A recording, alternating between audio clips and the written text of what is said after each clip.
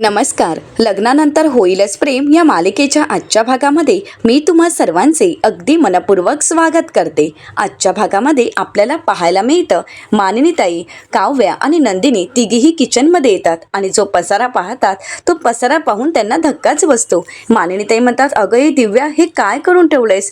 केवढा हा पसारा आणि हे सगळं का असं मांडून ठेवलंयस? दिव्या म्हणते, मला कुठून सुरुवात करायची किंवा कसं करायचं काहीच माहीत नव्हतं आणि मला काही सापडत नव्हतं ना, म्हणून मी असं सगळं मांडून ठेवलं आहे. पण मी कशी सुरुवात करू? मानिनीताई म्हणतात, खरंच अवघड आहे, पण मी तुला सांगितलं असतं काय करायचं, कसं करायचं. पण हा सगळा पसारा पाहिल्यानंतर, मी तुला सांगितल्यानंतर ते सगळं काही तुझ्या लक्षात राहील की नाही माझं मलाच कळत नाही आहे. तर आता नंदिनी म्हणते, पण दिव्या, अगं तुला नोट्स काढायला आवडतात ना, मग तू एक काम करतेस का, सगळी काही लिहूनच घे, म्हणजे नोट्स काढून घे, तुला बरं पडेल ना. दिव्या म्हणते, हां, मी मोबाईलमध्ये नोट्स घेते. असं म्हणत आता दिव्या मानिनीताई ज्या पद्धतीने सांगतील त्या पद्धतीने सगळं काही मोबाईलमध्ये नोट्स काढून घेते. तर त्यानंतर मानिनीताई म्हणतात, जमेल ना तुला? दिव्या म्हणते, हो हो, आता मी करेन. आता मात्र मानिनीताई, काव्या आणि नंदिनी तिथून बाहेर येतात. नंदिनी म्हणू लागते, करणार आहे का ती? जमेल का तिला? मानिनीताई म्हणतात, मला तर काहीच कळत नाही. तर काव्या म्हणते, जमेल हो, चला तुम्ही. असं म्हणत तिघीही हसत तिथून निघून जातात. तर दुसरीकडे दिव्याची मात्र नाचगं घुमा झालेली असते. तिला काय करावं काहीच कळत नाही. एका हातात पळी घेऊ की अजून कुठून सुरुवात करू हेच तिला कळत नसतं. दिव्या विचार करत म्हणते, काय करू, कुठून सुरुवात करू? हा, ओनियन. असं म्हणत ती कांदा कापायला घेते आणि एकीकडे तिने कांदा टमॅटो कापलेलं असतं, तर दुसरीकडे कुकरमध्ये पाणी ठेवत त्यात तांदूळही ओतलेले असतात. आणि आता पालकची जोडी ती तर तिने डायरेक्ट कुकरमध्येच टाकलेली असते. काय कसं करावं तिला काहीच माहीत नसतं. सगळा पसारा आणि सगळा गोंधळ चालू असतो. तर त्याचवेळी पार्थ आता रूममधून बाहेर येतो. तर इकडे काव्या, मानिनीताई आणि नंदिनी यांची चर्चा चालू असते. तर पार्थ त्यांना म्हणतो, मीटिंग तर माझी झाली आहे, पण दिव्या कुठे आहे? तर मानिनीताई इशाऱ्याने सांगतात, ती किचनमध्ये आहे. आता मात्र पार्थला धक्काच बसतो. पार्थ म्हणतो, अजून? तर मानिनीताई म्हणतात, म्हणजे लग्न आणि संसार या दोन्ही गोष्टी जर जाणून घ्यायच्या असतील, ते शिकून घ्यायच्या असतील तर वेळ तर लागणारच. आता सगळ्यांनाच हसू येत असतं. पार्थ मात्र शांतच असतो. मानिनीताई पार्थला धपाटा घालतात आणि म्हणतात, अरे काय झालं, तुला वाईट वाटते का तिच्याबद्दल? पार्थ म्हणतो, मला कशाला वाईट वाटेल, माझ्या बायकोला तर तिने रडवलं आहे. काव्या घरी नसताना तिने खूप गोंधळ घातलाय, पण या सगळ्यामुळे काव्याला खूप त्रास झालाय.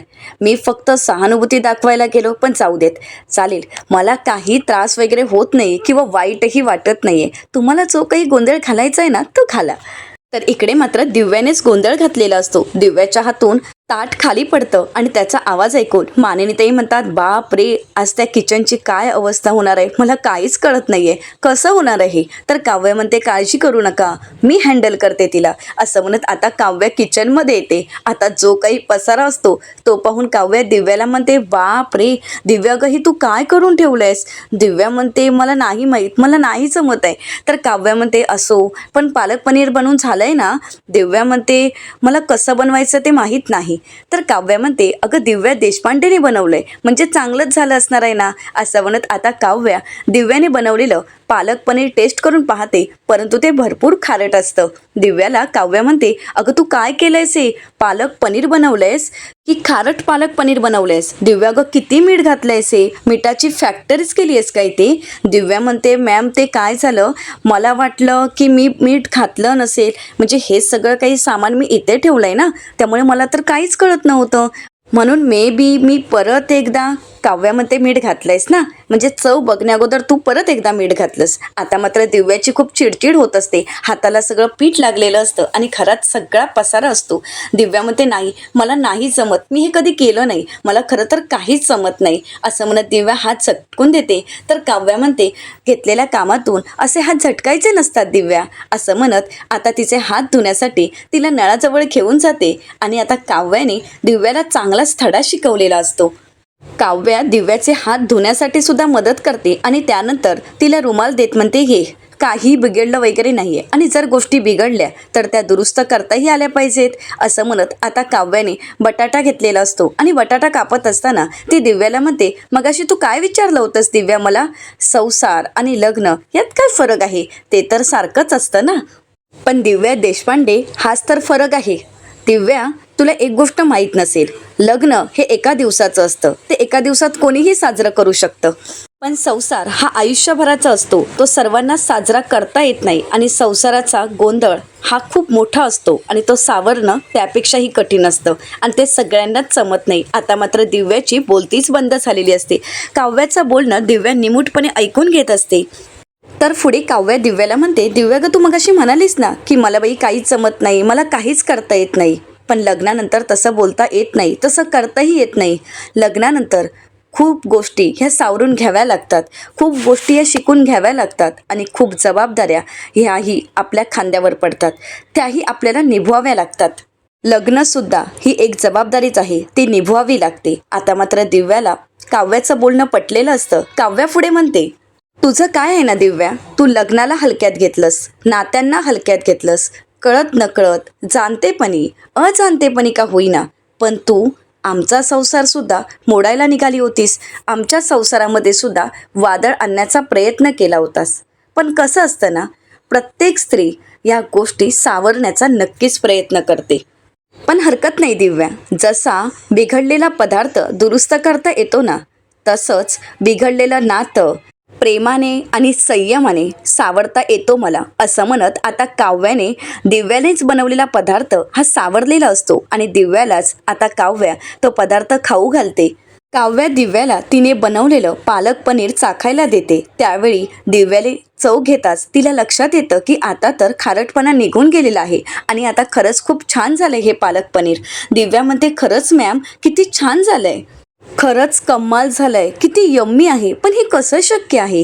काव्या म्हणते, शक्य आहे, सगळ्या गोष्टी शक्य आहेत. आणि हो, तुला सुद्धा हळूहळू कळतील, तुला लग्नानंतर या सगळ्या गोष्टी कळतील. पण दिव्या, कसं आहे ना, अजून एक गोष्ट तर कळलीच असेल ना, काव्यार्थाच्या नात्यात कोणी कितीही मिठाचा खडा घालण्याचा प्रयत्न केला तरीसुद्धा त्या खारटपणाला, त्या मिठाच्या खड्याला आम्ही साखरेत बदलू शकतो, असं म्हणत आता काव्याने काव्यार्थाची ताकद काय असते हे दिव्याला दाखवून दिलेली असते.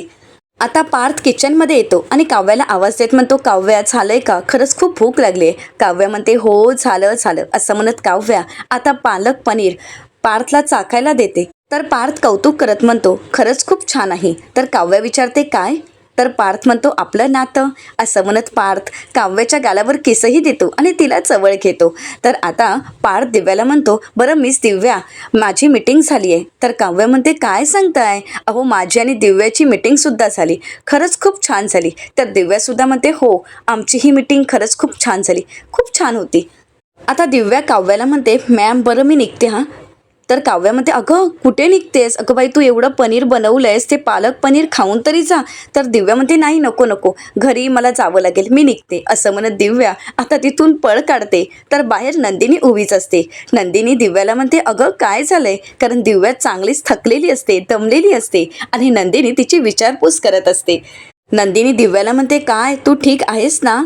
तर दिव्या म्हणते, हो, मी ठीक आहे. आता नंदिनी दिव्याच्या हातात पाण्याची बॉटल देते आणि म्हणू लागते, हे घे, पाणी पित राहा, बाहेर खूप ऊन आहे, थोडं थोडं पाणी पित राहा, म्हणजे कसं तुला बरं वाटेल ना आणि डोकंही शांत राहील तुझं. आता मात्र दिव्या काहीच बोलत नाही. नंदिनी म्हणते, चल बाय. तर दिव्यासुद्धा आता नंदिनीला बाय करते आणि ती सुद्धा आता घरी जायला निघालेली असते. आता दिव्या हळूवारपणे घराच्या बाहेर पडते. तर त्याचवेळी काव्या आणि पार्थ तिथे आलेले असतात. काव्या म्हणते, गेली का? नंदिनी म्हणते, हो हो, गेली. तू खूप त्रास दिलास वाटतं तिला. तर काव्या नंदिनीला म्हणते, तुला माहिती आहे का माझ्या नंदिनीताईने मला काय शिकवलं आहे? नंदिनी विचारते, काय? तर काव्या म्हणते, फक्त बोलून नाही दाखवायचं, करूनही दाखवायचं, असं म्हणत आता नंदिनीची जागा काव्याने उचललेली असते आणि आता दिव्याला चांगलाच धडा मिळालेला असतो. काव्या नंदिनीला म्हणते, हे बघ ताई, ज्या दिवशी तिने जबरदस्तीने यांना केक भरवला होता ना, त्याच दिवशी मी ठरवलं होतं की हिला धडा शिकवायचा आणि आज तो दिवस उजाडला आणि मी तिला धडाही शिकवला. झालं, मी ठरवलेलं काम मी साध्य केलं. त्या सर्वांनाच काव्याचा अभिमान वाटत असतो. तरीसुद्धा काव्या मानिनीताईंना म्हणते, आई, माझं काही चुकलं तर नाही ना? मानिनीताई म्हणतात, अजिबात नाही, तू जे केलंयस ते योग्यच केलं. तर पार्थही काव्याचं कौतुक करत म्हणतो, काव्या, तुम्ही कुठेही चुकला नाहीत, तुम्ही जे केलं ते योग्य केलं. खरं तर या गोष्टीची जाणीव मला अगोदरच झाली होती, परंतु मीच दिव्याला कसं समजवावं काहीच कळत नव्हतं. पण तुम्ही ते करून दाखवलं तर काव्या म्हणते मग काय, बहीण कोणाची आहे असं म्हणत काव्या नंदिनीला मिठी मारते. नंदिनी सुद्धा खूप खुश असते. नंदिनी काव्याला म्हणते, काव्या तुझं हसू असंच कायम राहील यासाठी तुझी ही ताई नक्कीच काळजी घेईल आणि नक्कीच तुझ्या सोबत असेल. नंदिनी पुन्हा एकदा काव्याला जवळ घेते, पण नंदिनी आतून मात्र खचून गेलेली असते. नंदिनी मनाशीच म्हणते, काव्या माझ्यामुळे तुझ्या चेहऱ्यावरची ही स्माईल, तुझ्या चेहऱ्यावरचं हे हसू किंवा तुझी प्रेग्नेन्सी, तुझं करिअर मी कधीच विस्कटू देणार नाही. ही ताई नेहमीच या सगळ्या गोष्टींची काळजी घेईल असं म्हणत नंदिनी आता काव्यासाठी हे सगळं काही सत्य लपवून ठेवत असते. तर आता जीवा देवासमोर प्रार्थना करत देवाला म्हणतो, देवा नंदिनीचा बड्डे जवळ येतोय आणि या बड्डेला मला तिला जगातील सगळ्यात मोठं सरप्राईज द्यायचं आहे. ते म्हणजे तिच्या चेहऱ्यावरचं स्माईल. मला तिच्या चेहऱ्यावरचं स्माईल परत मिळवून द्यायचं आहे. त्यासाठी मी वाटेल ते करायला तयार आहे. वेळ आली तर बाळाचा हट्टसुद्धा सोडायला मी तयार आहे. तिला जर त्रास होणार असेल तर मला बाळही नको आहे. नंदिनीसाठी मी काहीही करू शकतो. आता जीवाला तो प्रसंग आठवतो ज्यावेळी नंदिनी आपल्या आईसमोर व्यक्त होत म्हणते, आई मला बाळ हवंय, मला माझं बाळ हवंय आई असं म्हणत ती खूप रडलेली असते. तर आता जीवा म्हणतो, पण सध्या तर तिला बाळ हेच सगळ्यात मोठं सरप्राईज असेल. तिला स्वतःचं बाळ हवंय आणि हेच सगळ्यात तिचं मोठं ध्येय आहे. आता जीवा देवाला म्हणतो, देवा तुला तर सगळं माहिती आहे ना, तुला तर माहीत आहे तिला काय हवंय. मग तुलाच काहीतरी आता चमत्कार करावा लागेल. म्हणजे देवा तू असा काहीतरी चमत्कार कर ना की तिच्या बड्डेच्या दिवशी तिला जे हवंय ते तिला हवं तसं होईल आणि तिला हवं ते मिळेल. तिला हवी तशी या सगळ्या गोष्टींची सुरुवात होऊ देत. प्लीज देवा, नंदिनीच्या बड्डे दिवशी तिच्या आयुष्याची एक नवी सुरुवात कर. तिला हवी असणारी गोष्ट तिला मिळू देत. काहीतरी चमत्कार कर देवा असं म्हणत जीवा आता देवासमोर प्रार्थना करत असतो. आणि त्याच वेळी विजय खरी आलेला असतो. विजयची एंट्री झालेली असते. आता एंट्री करताच विजयने जीवाचं बोलणं ऐकलेलं असतं आणि म्हणू लागतो की चमत्कार आलाय बघ तुझ्या समोर चालून. असं म्हणताच जीवा पाहतो तर समोर विजय उभा असतो. विजयला पाहून जीवाला धक्काच बसतो, कारण विजयचं येणं जीवाला अजिबातच आवडलेलं नसतं. तर विजय आता जीवाला म्हणतो, पड पड पाया पड. अरे हो, पाया पडावंच लागणार आहे. काय झालं ना, एक कॉन्ट्रॅक्ट तुझ्या भावाच्या हातून गेलं ते सुद्धा मीच घेतलं. एक कॉन्ट्रॅक्ट तुझ्या हातून गेलं ते सुद्धा मीच घेतलं. मग आता तर तुला माझ्या पाया पडावंच लागेल ना. माझ्या पाया पडून विनंती करावी लागेल, प्लीज पुढचं कॉन्ट्रॅक्ट तरी घेऊ नकोस. प्लीज असं नको करू प्रभू असं म्हणत आता विजय जीवासमोर मुद्दामून नाटक करत असतो. कारण विजयने पार्थ आणि जीवा या दोघांचीही कॉन्ट्रॅक्ट खेचून घेतलेली असतात. आता जीवा विजयला काही प्रत्युत्तर न करता तिथून निघून जातो. तर आता विजय म्हणतो, काहीच उत्तर न देता, उलट उत्तर न देता हा निघून गेला म्हणजे नक्कीच माझं वॉलेट या घरात कोणालाही सापडलं नाही. आता ते कोणाला सापडण्या अगोदर मला शोधावं लागेल. पण हा काय म्हणत होता, चमत्कार, नंदिनीचा बड्डे, इंटरेस्टिंग असं म्हणत आता विजय काहीतरी डाव टाकायचा ठरवतो. तर दुसरीकडे आता काव्या ज्यावेळी पार्थला नंदिनीच्या बड्डेबद्दल सांगते त्यावेळी पार्थ म्हणतो, नंदिनीचा बड्डे. तर काव्या म्हणते, हो हो, नंदिनी ताईचा बड्डे जवळ आला आहे. तुम्ही ओरडू नका, कारण गेल्या वर्षी आपण नंदिनी ताईचा बड्डे केला नाहीये. खरं तर आपण ते सगळेजण मूडमध्ये नव्हतोच. पण हो, मी नंदिनी ताईला तिच्या बड्डेबद्दल विचारलं होतं. त्यावेळी ती मला म्हणाली की मला बड्डे वगैरे करायचा नाहीये, कारण मी त्या मूडमध्येच नाहीये. तर पार्थ म्हणतो, हो ना, पण या वर्षी आपण जंगी सेलिब्रेशन करणार आहोत नंदिनीच्या बड्डेचं. तर काव्या म्हणते, हो हो, पण आपल्याला जीवाला विचारावं लागेल ना, त्याची बायको आहे बाबा, त्याने जर काही प्लॅन केलं असेल तर. असं म्हणत आता काव्या पार्थला म्हणते की अगोदर आपल्याला ह्या सगळ्याबद्दल जीवाशी बोलावं लागेल.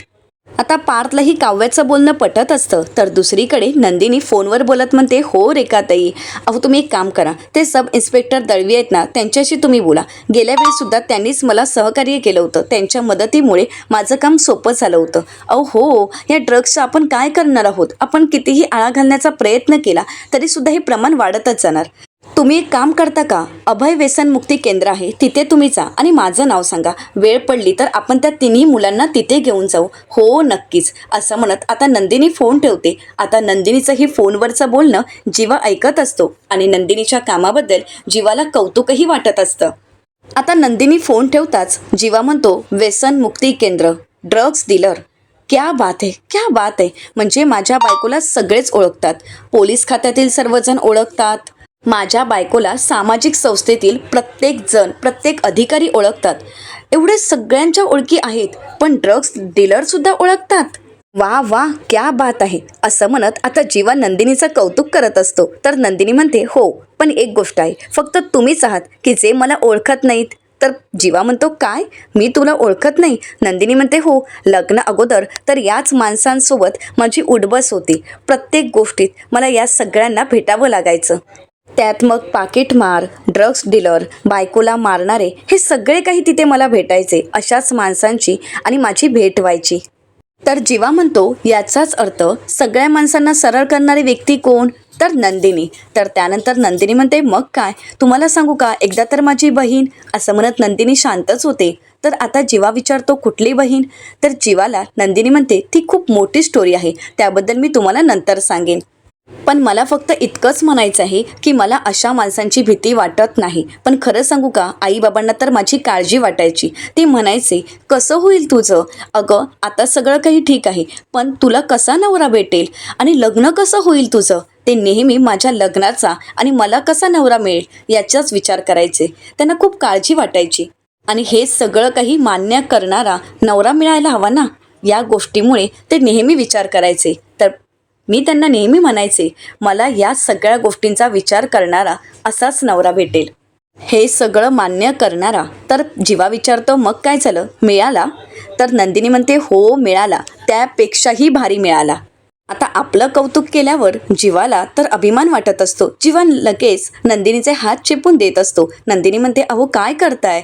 तर जीवा म्हणतो, काही नाही, माझी बायको दमली असेल ना, म्हणून जरा हात चेपून देतो, माझ्या बायकोची सेवा करतोय. तर नंदिनी म्हणते, हो का, मग करा, असं म्हणत नंदिनी अजून हात पुढे करते. तर जीवा म्हणतो, अरे, असं म्हणत दोघांची ही मज्जा मस्करी चालू असते. तर त्यानंतर नंदिनीच्या कामामध्ये जीवाही तिला मदत करत असतो. तर दुसरीकडे पाहायला मिळतं, काव्या पार्थच्या मानेला, खांद्यांना मसाज करत असते आणि त्यावेळी त्या दोघांच्याही गप्पा चालू असतात. काव्या पार्थला म्हणते, देशमुख, मला काय वाटते की आपण नंदिनीताईला विचार करून छान असं, म्हणजे तिला आवडेल असं गिफ्ट देऊया. तर पार्थ म्हणतो, हो. तर काव्या म्हणते, पण देशमुख, खरं सांगू का, आज तुम्ही जे मला सरप्राईज दिलं, तुम्ही जे मला गिफ्ट दिलं ना, ते तर मला खूप आवडलं, सगळ्यात जास्त आवडलं. परंतु आता पार्थ विचार करतो की त्याने काव्याला नक्की काय गिफ्ट दिलंय. काव्या पार्थशी बोलत असते. तर पार्थ म्हणतो, पण मी काय तुला गिफ्ट दिलंय? तर काव्या म्हणते, किसू. तर पार्थ म्हणतो, पाहिजे का, असं म्हणत पार्थ आता काव्याला किस द्यायला जाणार. काव्या म्हणते, आता नाही हो, तुम्ही किचनमध्ये दिली ना सकाळी, त्याबद्दल. तर पार्थ म्हणतो, हो का, असे किस तर मी रोजच देत जाईन, असं म्हणत पार्थ पुन्हा एकदा काव्याला किस द्यायला जातो. तर काव्या म्हणते, गप्प बसावं, तुम्ही तर मला किस नेहमीच देता. पण खरंच सांगू का, आजची किस ही खूप वेगळी, म्हणजे वेगळी मी नाही सांगू शकत किती वेगळी होती. काव्या म्हणते, मी तुम्हाला कसं समजावू, हे बघा, म्हणजे काही गोष्टी माहीत असताना सुद्धा ती मुलगी आपल्या नवऱ्याच्या आसपास ज्यावेळी फिरत असते ना, आणि आपला नवरा त्या मुलीसमोर ज्यावेळी आपल्या बायकोला किस करतो ना, त्यावेळीची ती फिलिंग वेगळीच असते. असं म्हणत काव्या इतकी खुश असते की तिला कसं सांगावं, काय एक्सप्लेन करावं, काहीच कळत नसतं. परंतु काव्याच्या भावना पार्थला मात्र कळालेल्या असतात. पार्थ प्रेमानेच काव्याला जवळ घेतो. तर त्याचवेळी फोन वाजतो. काव्या म्हणते, एवढ्या उशिरा कोणाचा फोन असेल? तर पार्थ पाहतो तर दिव्याचा फोन असतो. आता थोडी काव्या चिडते आणि म्हणते, बोला तुम्ही. तर पार्थ दिव्याचा फोन उचलतो आणि म्हणतो, मिस दिव्या. तर दिव्याचा रडताना आवाज येतो आणि दिव्या रडतच बोलत असते. पार्थ म्हणतो, मिस दिव्या, तुम्ही रडताय? दिव्या म्हणते, नाही सर, मी रडत नाहीये, कांदा चिरतेय. पार्थ म्हणतो, काय, तुम्हाला कांदा कसा असतो हे माहीत आहे का? तर आता दिव्या म्हणते, हो सर, मला पिठलं बनवायचंय, त्यासाठी मी कांदा चिरते. तर आता काव्या एक वाक्य डायरीवर लिहिते आणि पार्थला दाखवते आणि ते बोलायला सांगते. तर त्यामध्ये लिहिलेलं असतं की एका दिवसात लग्न आणि संसार यातील फरक कळायला वाटतं. तर आता पार्थ ते वाक्य दिव्याला बोलून दाखवतो. तर काव्या पुन्हा एकदा दुसरं वाक्य डायरीवर लिहिते. तर पार्थ म्हणतो, काय चक्क तुम्ही आज बाहेरून काही ऑर्डर वगैरे केलं नाही? म्हणजे मिसळ वगैरे, तुमचे favourite dish, vada pav, chop suey, Schezwan idli, हे काही तुम्ही ऑर्डर वगैरे केलं नाही आहे का? वा वा दिव्या, खरं सांगू का, काव्याचा प्रभाव पडलाय वाटतं तुमच्यावर, असं म्हणत पार्थ इथे काव्याला जवळ घेतो आणि आता दिव्याला म्हणतो, बरं, तुम्ही कशासाठी फोन केला होता? तर दिव्या म्हणते, ॲक्च्युली सर, मला ना उद्यापासून ऑफिसला यायला थोडासा वेळ होईल हेच सांगण्यासाठी मी फोन केला होता. म्हणजे उद्यापासून ना मी माझा डबा स्वतः बनवून घेऊन येईन आणि म्हणूनच मला माझा स्वयंपाक बनवायला उशीर होईल म्हणून मी फोन केला होता. तर पार्थ म्हणतो मी तुम्हाला एक हेल्प करू शकतो. तर दिव्या खुश होते आणि म्हणू लागते सर तुम्ही मला हेल्प करणार आहात का? म्हणजे अच्छा तुम्ही माझा डबा घेऊन येणार आहात का? आता दिव्याचं हे बोलणं ऐकून पार्थ आणि काव्याला धक्काच बसतो. दिव्या पार्थला म्हणते खरंच सर तुम्हाला माझी किती काळजी आहे, पण ओके उगाच माझ्यासाठी एवढे कष्ट नका घेऊ, तुम्ही माझ्यासाठी डबा नका आणू. तर पार्थ म्हणतो मी आणणारच नाहीये. पण काय आहे ना उद्या सकाळी तुम्ही लवकर उठणार, डबा बनवणार, ऑफिसला येणार, त्यापेक्षा तुम्ही एक काम करता का मिस दिव्या, तुम्ही वर्क फ्रॉम होमच करा. तर दिव्या म्हणते पण सर, तर इकडे आता पार्थला काय बोलावं काही कळत नसतं आणि म्हणूनच काव्या डायरीवर पार्थला काय बोलावं हे लिहून देत असते. परंतु पार्थ दिव्याला म्हणतो बाय गुड नाईट असं म्हणत पार्थ फोन ठेवतो आणि काव्याला म्हणतो काव्यावर तुम्ही काय लिहिलं हे कहर आहे कहर असं म्हणत पार्थ काव्याचं कौतुक करतो. तर काव्या पार्थला म्हणते आता असंच एखादं सजेशन मला नंदिनीताईच्या बड्डेला सुद्धा द्या ना असं म्हणत आता काव्या पार्थला म्हणते काय करावं नंदिनीताईच्या बड्डेला की जेणेकरून तिला ते सरप्राईज खूप आवडेल.